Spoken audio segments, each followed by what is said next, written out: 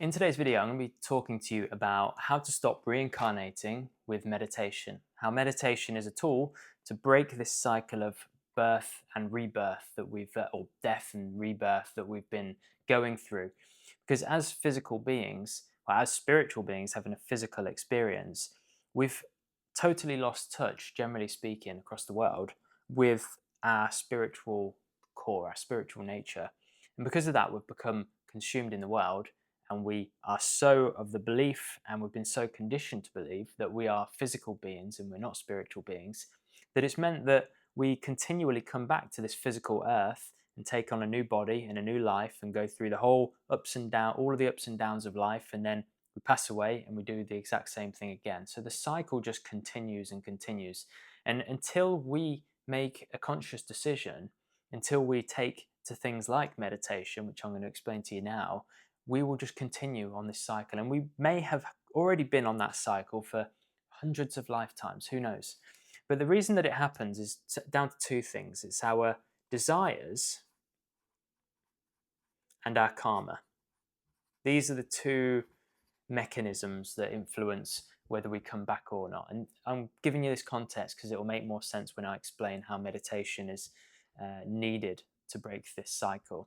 So desires are obviously like the things we want, right? And when we're talking about desires, we're really tapping into the law, what's commonly known in more like New Age circles as the law of attraction. So we're so powerful as human beings, our mind is so powerful that when we're in alignment with what we say, what we think, say, and do, and when we aspire for something really strongly, when we want something really strongly, the universe tends to just say yes. Whether it's something that's good for us, whether it's something that's helpful, or it's something that's going to hinder us in the long run, the universe will just say yes. The universe provides. And if we are desiring only things within the world, the universe, like a big genie, is just going to say yes, yes, have more, have more, have more. And because when we're born, we're conditioned to believe you're a human being. You know, from birth, this is your name, this is where you live, this is your family. You're not. No one ever says that you're a spiritual being. It's never really in the conversation. It's just you're a human being. This is your body. I, me, mine. Everything has been programmed into us to believe this. And if you think about that over lots and lots of lifetimes, you can see why we have such a hard time believing or remembering or sort of feeling like we're spiritual beings. We're so conditioned to believe that we're a human being. And naturally, if you think that this world is all there is and that we're just physical beings, you're just going to aspire for things within the world. You're just going to want things within the world. I want to travel. I want to experience things. I want to eat this food. I want to have a partner. I want to climb the career ladder, right? Now, as a caveat, those things aren't inherently wrong. And for souls that are in the early stages of their human experience, so maybe what we would say young souls, it's totally normal and okay that they're going to want things within the world. They're still experiencing life, which is what we were initially here to do. But the problem is that we became so wrapped up in the world that we lost touch with our spiritual self. We forgot really that we are spiritual beings. But what happens when we pass away, and I'm doing this, it's not really completely accurate, the drawing, but just so you can conceptualize it. When we pass away on the physical world, we move to the astral. So our physical body obviously dies and stays here because it's just temporary. It's a temporary host. But then we move to AP, the astral plane. And depending then on our desires, so what we were really desiring all of our life, and also then our karma, which I'll speak about in a second. Let's say we always wanted to be a footballer. And even for like the period leading up to our death, we wished that we could have become a footballer, but we couldn't because we injured our knee or something, right? And we couldn't fulfill that desire. But we still really would have loved to have been a footballer. It's still a big desire of ours. That is going to influence where we go in the next birth. And the chances are that the universe will place us into an environment with people that are going to help us to fulfill that desire that we've still got. Now, it will be dependent on our karma. So if we were a horrible person, we did loads of bad things, and we've got lots of unskillful experiences to go through, then we will have to go through those, and that might impact, the life that we have, where we're born, and these different things. But these are the two mechanisms that influence and ultimately decide and determine where we're born, type of body we have, type of place we're born into, and the circumstances of our life initially are centered around this. Now, some people think that that's unfair, but truthfully, these are also influenced by our own self, our own decisions, our own desires, what we think about, what we want. All of these things can't speak, are our own doing. And so we influence those things, and those things then determine what comes up after that. So you might be wondering, where does meditation come into this? Well, meditation starts to break the pattern of things.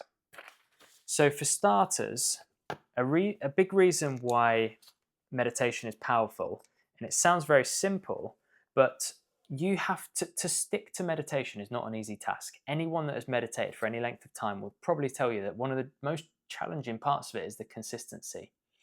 So if you are disciplined enough to sit down every single day, and even if you only make like 5 or 10 minutes time, if you only set aside like 5 or 10 minutes time, but you're disciplining yourself to every day just make some time, and you're not doing it with a grimace, you're doing it with a smile because you understand that you're developing, you're growing, you're setting an intention there, and you're actually starting to take more management of your inner influences.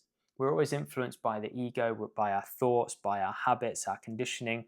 And if we say to ourselves, no, each morning now I'm going to wake up at 6 a.m. or 7 a.m. or 5 a.m. or whatever, and I'm going to do 10, 20, 30 minutes of meditation, you are now starting to disrupt the patterns that you've been led by your whole life.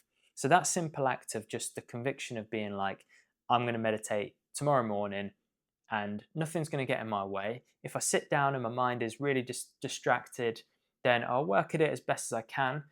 But if I sit down and I don't want to do it, I'm just going to gently work through it. And you doing that is starting to create a pattern that your mind has not been used to. You're starting to now decide and direct your life in a way that you might not have before. But where this is different to, let's say, like going to the gym, that's a habit that you could set yourself that has a similar impact, is that meditation obviously works directly on your mind and your inner being. And when you sit down to meditate, let's just say that this is our meditator here, got a nose like me, and starts to watch the breath, right? Classic meditation method. You start to watch the breath at the nose.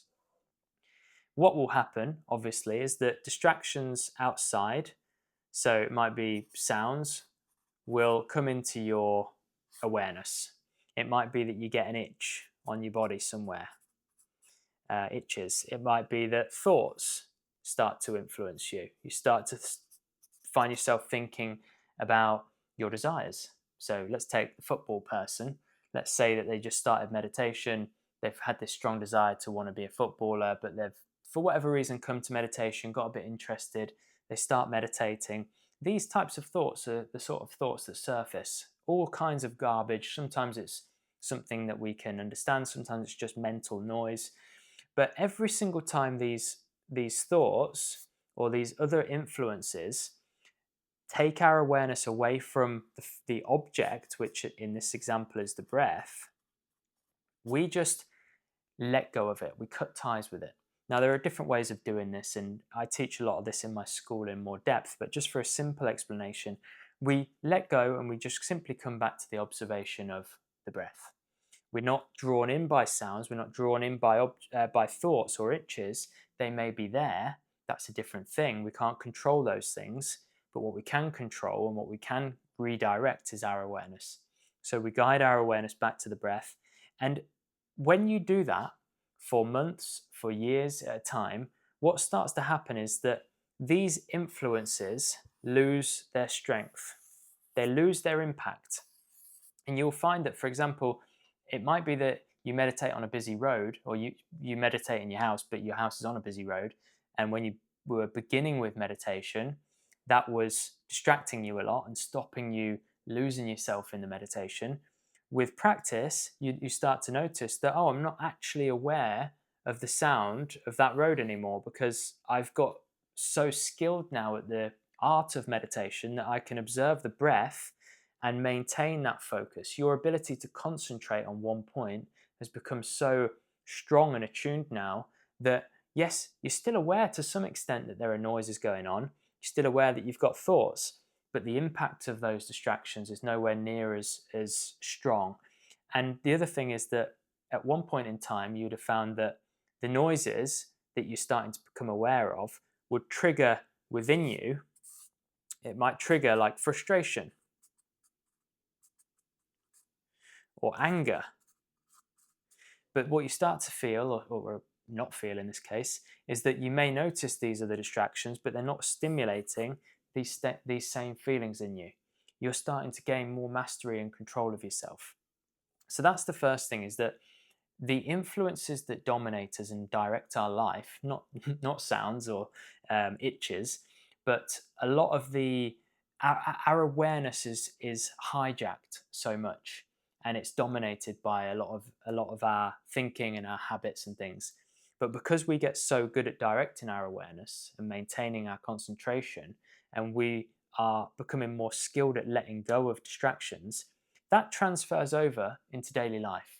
So when desires come up, or the other habitual ways of thinking arise, you find that actually quite naturally you let them go, much easier. Your attachments fall away, and a lot of the attachments actually that we have to the world drop away quite naturally. You'll find that you have much less desires, much less interest in the world, and a lot of that is because, a bit like an onion, loads and loads and loads of layers. A lot of them are just pointless layers that have been, kind of added to us over time. And we're peeling a lot of those layers away, and we're getting closer and closer to the truth of our own nature. Now, this isn't necessarily going to happen in an instant. This might be months and years of dedicated practice. But your ability to fix the mind on one point to the exclusion of other things will begin to create this mental mastery in you. It will begin to make you the master of your own self. Even if those things are still noticeable to some degree, you're able to not be influenced by them, which is the key thing. Now, you might be wondering, how does this transfer to breaking the cycle of reincarnation? Well, what happens in meditation is that slowly but surely, because we're breaking a lot of the attachments, or letting go of a lot of the attachments, we're letting go of a lot of the veils of illusion that have consumed us for so long. A lot of the habits, a lot of the programming starts to fall away because we're not pandering to it really. Slowly but surely you'll start to, and for some people this is even before they meditate, some people this happens during meditation, some people it might happen much later down the line, is that you start to realize that you're not quite as human as you first thought. You start to perhaps have visions, or you start to maybe see a bit of color, or you might feel a deep peace that you've never felt before, or a deep sense of love. Or you might start to lose awareness of the body a bit, and you start having these clues and these small experiences. In some cases they're small, in some cases they're very big. I might not be as human as I first thought. And this, coupled with the fact that you're now letting go of desires for the world and a bit of interest in the world, attachment to the world, all of this will start to lead you down the line, or down the road of eventually cutting ties completely with this physical realm, and starting to understand more and more the fact that you are a spiritual being. You truly are a spiritual being. And naturally, coming back to the desires and karma aspect that I was talking about, when your mind then starts thinking more along these lines, and you start perhaps thinking, perhaps I am a spiritual being, or perhaps there is more to me, the universe will start to provide you with things that will help you down that path. So you can see that eventually there's a point at which things start to take a different direction in your life. And when that happens, then you're really making amazing progress. And I would go as far as saying that the fact that you're watching a video like this is, in a sense, the universe's way of giving you some information that is helpful for you at the moment with the particular part of your journey. Wherever you are in your journey, this video did not appear to you by chance. Chance does not exist. Coincidence does not exist. The fact that you're watching this now has been it's an important part in your journey, and the universe, God, whatever, has provided this to you based upon your desires, based upon what you've been thinking about more of, or what you're ready to start looking at.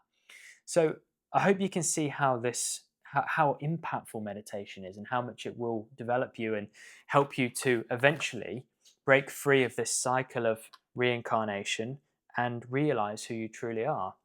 Sounds really cliche, I know, but it does get to that point. If you feel like you need help with meditation, if you want to learn more techniques, become confident and self-sufficient with meditation, I have an online school. It's a meditation and spiritual school. I'll leave a link in the description below. But failing that, feel free to check out my other videos. I've got tons on meditation, and if not, I'll see you hopefully on the next video. Thanks a lot.